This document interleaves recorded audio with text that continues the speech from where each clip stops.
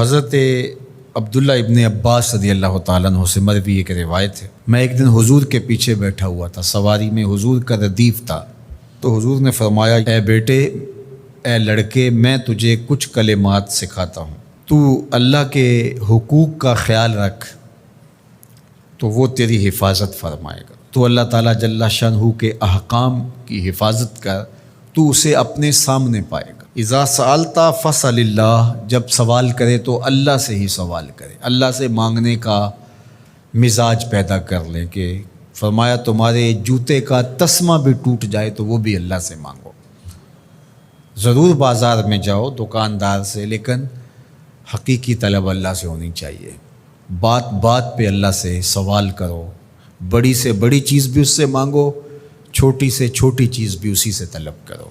ہماری ساری ضرورتوں کا کفیل ہمارا رب، ہمارا مالک ہے۔ تو دوسری نصیحت یہ کی کہ جب تو استعانت طلب کرے، مدد طلب کرے تو اللہ سے ہی استعانت طلب کرے۔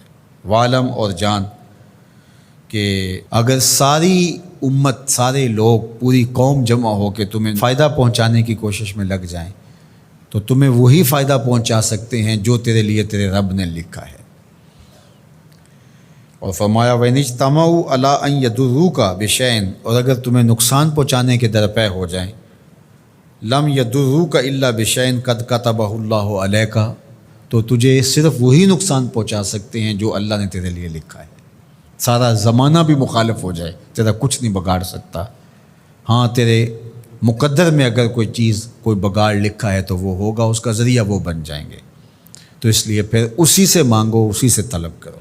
رفعت الاقلام وجفت الصحف، جو لکھنا تھا اللہ نے لکھ دیا، لکھنے کے بعد قلم اٹھا لیا گیا اور جن صحیفوں پہ لکھا تھا وہ خشک ہو گئے، اب کتابیں بند ہیں، تو اس لیے اس نے تیرے لیے جو لکھا ہے وہ ہو کے رہے گا، تو خام خواہ لوگوں سے ڈرنے کی ضرورت نہیں ہے، اور تیرا فائدہ، تیرا نقصان اسی کے دستے قدرت میں ہے، تو اسی سے طلب کر، اسی سے مانگ۔ اور فرمایا تو اللہ تعالیٰ جل شانہ کو رخاء میں، خوشحالی میں یاد کر، یعرف کا فی الشدہ، وہ تجھے مشکل میں پہچانے گا۔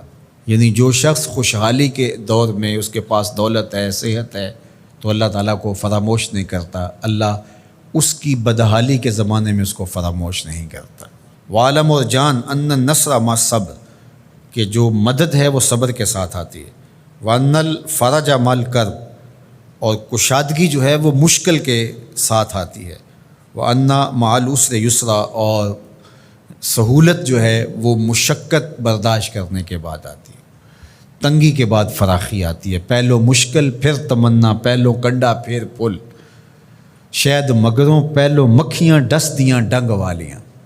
تو یہ سب ہوتا ہے، مشکلات، تکلیفیں، آلام، مصائب، ان سب سے گزر کر کے آسانیاں آتی ہیں۔ خود حضور کی زندگی دیکھ لیجئے، مدنی زندگی مکی زندگی کے گزرنے کے بعد، طائف کے مراحل کو طے کرنے کے بعد آتی۔ تو ہم ڈائریکٹ اگر چاہیں مکی زندگی کو اختیار کیے بغیر اور طائف کی مشکلات اور سنگلاخ راستوں سے گزرے بغیر مدنی برکتیں حاصل کرنا، تو وہ نہیں پا سکتے۔